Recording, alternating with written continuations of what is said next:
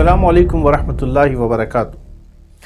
Today we will discuss about present indefinite, and generally this tense is called simple present in English language. इस tense को present indefinite कम और simple present के हवाले से और इस नाम से ज़्यादा जाना जाता है. आज हम इसके हवाले से बात करेंगे और देखेंगे कि इसका यूजेज कहाँ कहाँ होता है. Right, as I have written on the board, to refer an action, किसी भी एक्शन को रेफर करने के लिए, और इवेंट या किसी वाक़े को रेफर करने के लिए, दैट टेक्स प्लेस हैबिचुअली, वो वाक़या या वो एक्शन जो हैबिचुअली आप करते हैं, आदतन जो काम इंसान करता है, उसके हवाले से यूज होता है इसका. To remark habit, fact, general realities, और जनरल रियलिटीज को फोकस करने के लिए और डिस्क्राइब करने के लिए सिंपल प्रेजेंट को हम यूज करते हैं. और रिपीटेड एक्शंस, या वो काम जो हम रिपीटेड एक्शंस जिसको कहते हैं करते रहते हैं, जब उनको बताया जाना होता है इंग्लिश लैंग्वेज में, तो सिंपल प्रेजेंट का हम यूज करते हैं. और अनचेंजिंग सिचुएशंस, यानी वो काम जो आप रोजाना कर रहे हैं, वो सिचुएशन जो होती रहती है, उसके हवाले से प्रेजेंट इंडेफिनिट या सिंपल प्रेजेंट इस्तेमाल होता है. इमोशंस के इजहार के लिए, जज्बात के इजहार के लिए, लाइक्स एंड डिसलाइक्स को बयान करने के लिए सिंपल प्रेजेंट यूज होता है. एंड विशेस, राइट, ये तो इसका जनरल से मैंने आपको तारुफ बताया, यानी हैबिचुअली इंसान जो काम करता है, नॉट एग्जैक्टली कि वो काम इस वक्त कर रहा है, नॉट एग्जैक्टली वो काम उसने पास्ट में कर लिया है, राइट, बल्कि वो काम जो वो हैबिचुअली करता है. मिसाल के तौर पर एक स्टूडेंट अगर ये कहे कि मैं रोजाना यूनिवर्सिटी जाता हूं, तो वो सिंपल प्रेजेंट में ये बात कहेगा. राइट, मैं रोजाना सुबह सवेरे उठता हूं, राइट, तो वो सिंपल प्रेजेंट में ये बात करेगा.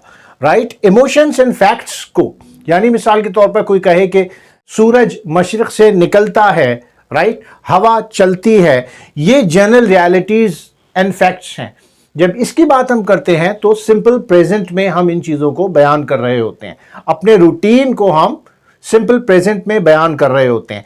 अपनी लाइकिंग एंड डिसलाइकिंग को हम सिंपल प्रेजेंट में बयान कर रहे होते हैं. जब कोई अपनी पसंद या नापसंद का इजहार करता है तो उसके लिए सिंपल प्रेजेंट इस्तेमाल होता है. मिसाल के तौर पर, मैं इंग्लिश बोलता हूं, मैं अरबी सीखता हूं, मैं स्कूल जाता हूं, राइट, ये रिपीटेड एक्शंस हैं और हैबिचुअली वो ये काम कर रहा होता है.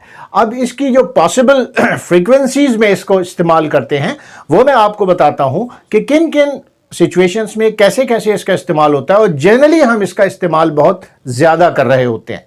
सच uses are often accompanied by frequencies. जिन फ्रीक्वेंसीज में ये यूज होता है एडवर्ब्स एंड एडवर्बियल फ्रेजेस के साथ, sometimes, always, often, usually, rarely, never, from time to time and so on.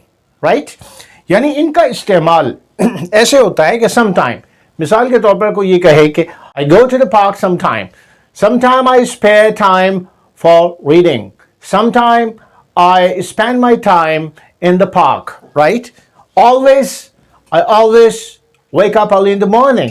Right, वो काम जो आप हमेशा करते हैं, वो काम जो आप सम टाइम करते हैं, वो काम जो ऑफन करते हैं, वो काम जो यूजुअली होता है, वो काम जो रेयरली होता है.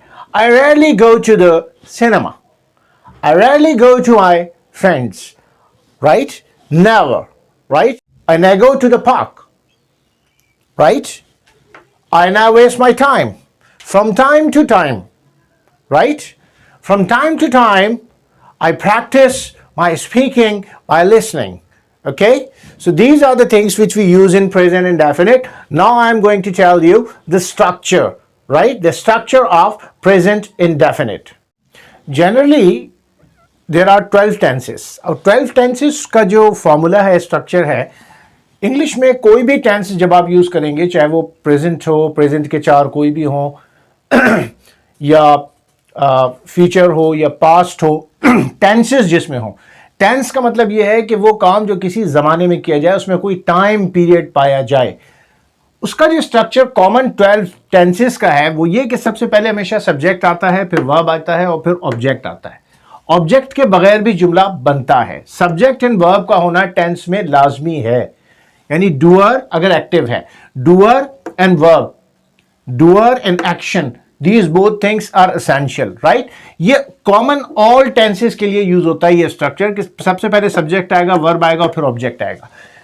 जब हम स्ट्रक्चर की बात करते हैं सिंपल प्रेजेंट की और प्रेजेंट इंडेफिनिट के स्ट्रक्चर की बात करते हैं तो we always use the first form of the verb, right? There are 3 form of verbs, right? Just like go, went, gone, किसी भी वर्ब की फर्स्ट फॉर्म जो है वो प्रेजेंट इंडेफिनिट में इस्तेमाल होगी, right? Second, S or ES. If subject is singular, then we have to use S or ES in the subject or in the verb, right? Verb just like he goes आएगा, right? Ahmad walks ये आएगा। लेकिन अगर subject plural है, right? English में plural है मतलब you as considered plural in English, I consider as plural in English, उसको ट्रीट करते हैं प्लोरल की तरह। I go to the market, right? तो I के साथ goes नहीं आएगा, right? You go to London, तो you के साथ goes नहीं आएगा, go आएगा। सिर्फ I, we, he, she, it और name singular आप goes लगाएंगे, s और es का इजाफा करेंगे। और नेगेटिव इंटेरोगेटिव के लिए do और does का यूज होता है। do and does use for negative interrogative in present indefinite, right? We will practice in the next session. Assalamu alaikum wa rahmatullahi wa barakatuh.